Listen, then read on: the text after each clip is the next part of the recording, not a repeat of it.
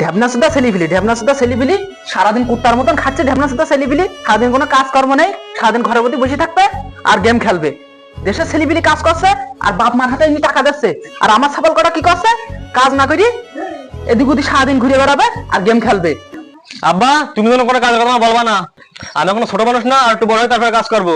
এর আগে যেন কোনো কাজের কথা আমার না বলা হয়। হ্যাঁ, তুমি তো শুধু ওই কথাটা বলেই বেশি গেলে। আর ছেলেপিলি নেই ছোট, তুমি একা ছোট, তুমি মেয়ে মানুষ, তুমি তুমি ঘরের মধ্যে শাড়ি আর চুরি পরে বসে থাকো গে, তোমার কাজকর্ম জীবনে করতে হবে না।